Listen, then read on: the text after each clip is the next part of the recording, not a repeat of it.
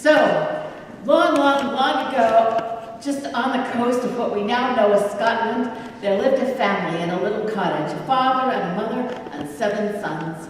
They were not rich, so they had to work very hard to put food on the table, and most of them did. The father did, the mother did, the 6 oldest sons did, the 7th son did not. He didn't work hard, he didn't work at all. He simply spent all day sitting in front of the fire, warming his hands and dreaming, and sometimes raking in the ashes. And so he was always covered with ashes and cinders and soot, and so of course he was known as, don't say Cinderella. He was known as Assipattle, which means ash raker.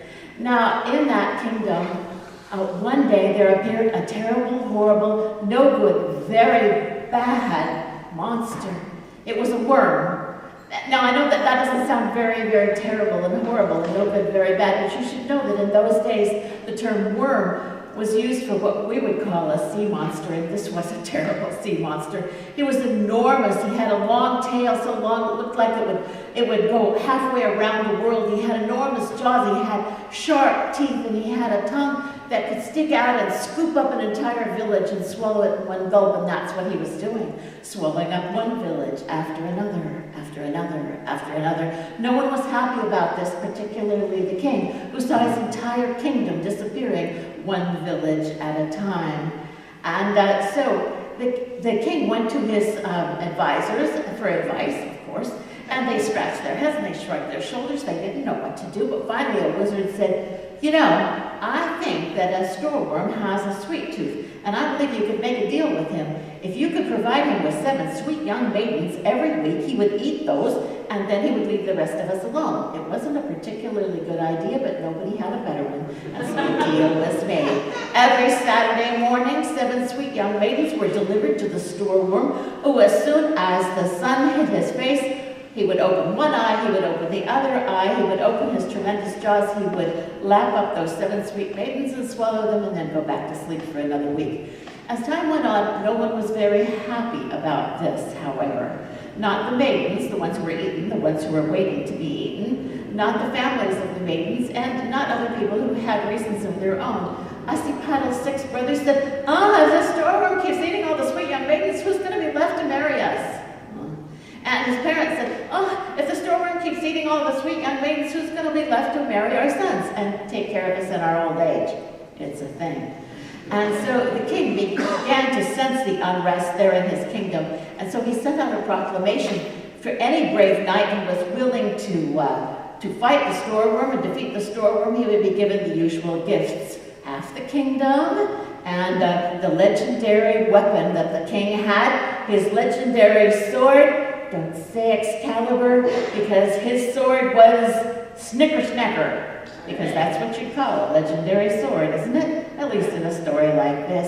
And also, if it was okay with her, he could marry whoever defeated the storeworm could marry his daughter. Now his daughter, I should tell you about her. She was really a lovely young woman. She was not only beautiful, but she was intelligent and kind, and she was such a gem. She was a gem of the entire kingdom, and so lovely and so gem-like that, of course, they called her Gem de Lovely, of course. And so the king sent out the proclamation, and 36 brave knights responded. For efficiency's sake, the king decided to send them out in a dozen at a time. So he sent out the first dozen. When they got a look at the storeworm, they immediately turned around and came back to the castle. So he sent out the second dozen. When they looked at the storeworm, they simply fainted dead away, and the king had to send out rescuers to get them and bring them back to the castle. The third dozen didn't even make it out of the castle. They just holed up in the wine cellar and drinking the king's wine and singing sad songs, and I suppose probably sea shanties. Well, the king decided that it was going to be his job to defeat the storeworm, and so he called for Snickersnacker, and he called for a boatman and a boat to take him out to defeat the storeworm. But now, back to Assipattle and his family. Assipattle, while he was sitting in front of the fire, he was not only raking in the ashes, but he was listening. You know, you've known people like this. You think they're doing other things, they're listening? Any information? Well, one day he heard his parents talking, and his mother was asking his father. She said, about your horse. He said, oh yes, my horse, teat gone. Teat gone. So what makes him so fast? Oh, I will tell you it. It's a secret, but I will tell you. It is when I want Teat Gong to run really, really fast as the wind, I simply blow on my goose thrapple. Of course, a goose thrapple, you probably know what that is, right? It's a goose's windpipe. He said, I always keep one in the pocket of my jacket when I blow on the goose thrapple. Teat Gong, as fast as the wind. Well, Assipattle filed that away, and so that night, after his parents were asleep, he sneaked into their room, he stole the goose thrapple, he sneaked out to the stables, he stole Teat Gong. That woke up his brothers. They began to give chase, yelling, stop, thief! But of course, Assipattle blew on the goose thrapple and left them in the dust, both figuratively and literally. When Assipattle arrived at the shore, there was the boat to take the king out to the storeworm. There was the boatman, but the king hadn't shown up yet. Well, Assipattle had brought from home a little kettle with a piece of glowing peat, because in those days you never let your fire go completely out. And so he waved to the boatman, and then he bent down and started to dig a little hole in the sand. And the boatman said, what are you doing? He said, well, I'm cooking some oysters for some breakfast. Do you want some? And the boatman said, no, of course not. I must stay by my post. The king is counting on me. Oh, suit yourself, but you might want to come over here and warm your hands. It's a really cold day. Oh, of course not. I must stay by my post. The king is counting on me.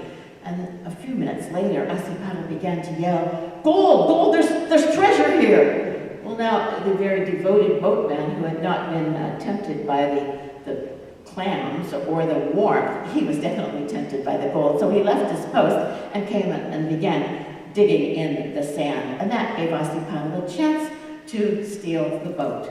Well, he sailed that over to where he saw the storeroom. It was just before dawn, and the first rays of sunlight hit the storeroom. He opened up one eye, he opened up the other eye, he looked around, he didn't see the 7 beautiful young sweet maidens. He saw Assipattle, he thought, well, must be some kind of an appetizer. Well, he stuck out his tongue, he scooped up Assipattle along with the boat and swallowed them. And as Assipattle was going down the throat of the storeworm, he was looking for something specific. You see, with this burning peat, he'd heard that fish have very oily livers. Is this true? I'm not a fisherman. But he figured that a sea monster would have an extremely large and very oily liver, and that's where he was headed. He found the liver, he dug a little hole, he stuck in the burning peat, and it caught fire immediately. Back on the beach, the king had finally arrived. He was very dismayed to see that his boatman was digging in the sand, and his boat was gone. And but as he looked out, one of his men said, oh, I've never seen the storeroom do that before. He said, what? He looks like he's smoking. And it's true, there was black smoke that was billowing out of the storeroom's mouth. And the storeroom was obviously in some kind of digestive distress. And suddenly he expelled everything he had just eaten, including Assipattle and his boat, who looked like they were sort of surfing out and onto the beach. And then the storeworm was in incredible distress. Still, he raised up, gave a shriek, and fell back to earth, dislodging several of his teeth, which are still there and are known as the Orkney Islands. Then he raised up again, fell back to earth, dislodged some more teeth, which are now known as the Faroe Islands, and still in the last throes of his digestive distress, he curled up in a little lump and died. And that is what we call Iceland. And perhaps you know that sometimes through fissures in the rock in Iceland, steam is escaping, and that is because that storeworm's liver is still burning. Well, back on the shore, the king was as good as his word. He promised to give Assipattle half the kingdom. He presented him with his legendary sword, Snicker Snacker, and he introduced him to Jem de Lovely. And this being a fairy tale, as soon as Jem de Lovely and Assipattle saw each other, they fell instantly in love, and they were soon married. And so what is the message of this story for all of us here?